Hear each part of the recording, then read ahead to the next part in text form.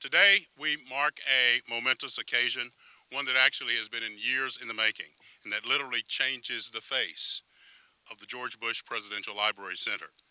To tell you all about this significant achievement, it's my pleasure to introduce my colleague, the director of the George Bush Presidential Library Foundation, Mr. Warren Finch. Warren?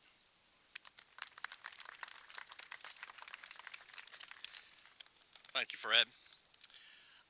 I'm so pleased to have a statue of President Bush here on the plaza, welcoming students and visitors to our center. This bronze sculpture is 8 foot tall. Here in Texas, we call that life size. The artist is Chaz Fagan.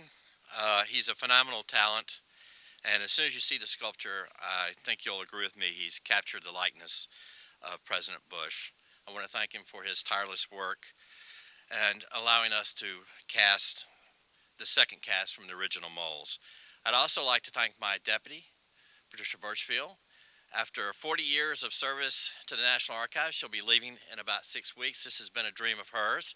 So she actually should be up here, not me. This is a combination of her dream to have this sculpture in the plaza.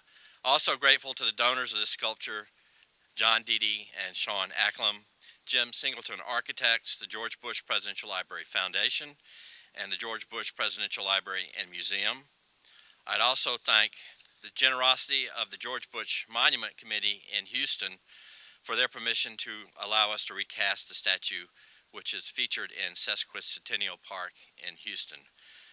My special thanks also to the Texas A&M University Provost Office, Texas University Council for the Built Environment, Acklam Construction, the Texas A&M University Division of Finance, and finally Service Solutions Company for the site preparation and everything they've done to make this site beautiful. Now, the unveiling. Thank you, Warren. A little over 3 decades ago, I came to know our next speaker when I was a Hill staffer and he was in his first term as a member of the United States Senate from the state of Indiana. Ladies and gentlemen, the 44th Vice President, the 44th Vice President of the United States, the Honorable Dan Quayle. Mr. Vice President.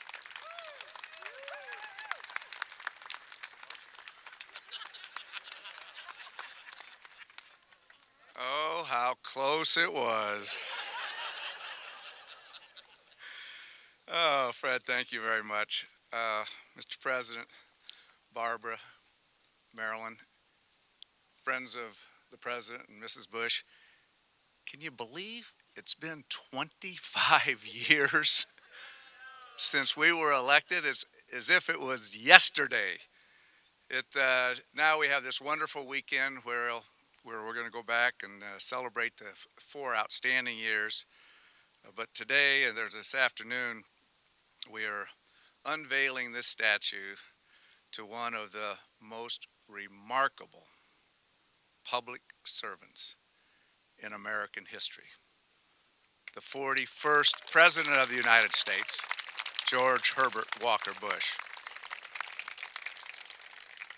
And don't forget, 41 was the 43rd Vice President of the United States. Not quite as important, but to be president, the first thing folks look to is the credentials, the qualifications. It has been stated over and over again that our president was the most qualified in history. But you know, just being qualified is not sufficient to being a great leader. You have to do more. And to be a great leader, you need results. I was able to work with our president 4 years, close up as others like Brent and people that are here. And what he did is what he always has done. He puts good people around him, he develops a plan, and then he expects a quality execution of that plan. Sometimes, many times, the president always had the first word. But I can tell you, he always had the last word.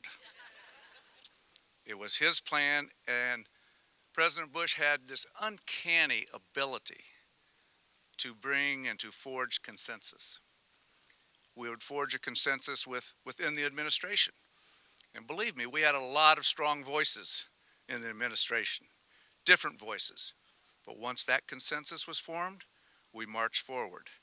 And then the consensus was formed on the outside, like the 26-nation alliance that expelled Saddam Hussein from Kuwait, a consensus. Bipartisan consensus on Capitol Hill, something that doesn't happen very often today. But the style of his leadership led to results. You just look at it in foreign policy, the apprehension of Noriega and democracy in Panama, expelling of Saddam Hussein, the fall of the Soviet Union, freedom of Eastern and Central Europe, the fall of the Berlin Wall, the elimination of apartheid. America was standing tall after those 4 years. And the consensus was on the domestic side, the Americans for Disability Act, the most comprehensive environmental legislation ever passed, all on bipartisan basis. And we had adult literacy. I think Barbara had a little something to do with that. And also the bipartisan budget agreement that led to a balanced budget a few years later. Many presidents since President Bush 41 have been challenged, and times are different. But I look back and I say, well, you know, this president, he did it all. There's nothing left for anybody else to do. But often I'm asked, you know, what do I miss most about being vice president? Obviously, the plane is up there somewhere. But what I really do miss are the hourly, weekly lunches that I had with President Bush. We talked about everything. We talked foreign policy, domestic policy, politics, family.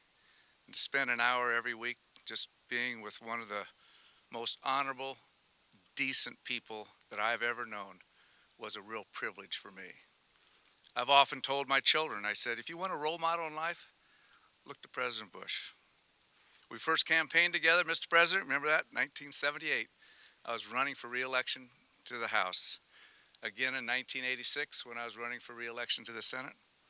1988, and of course 1992. So over those, gosh, it's been over 35 years. You've climbed many mountains, fought many battles. You've jumped out of a few airplanes. But most gratifying for me today as I stand before you and Barbara is to say that you are still a very special friend. Thank you.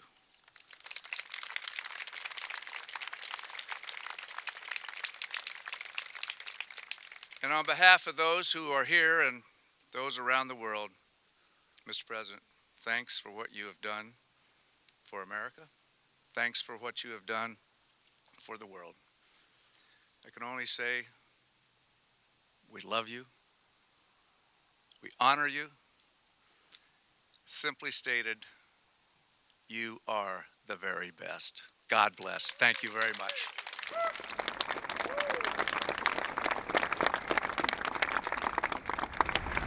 Here we go. Vice President pulling strings.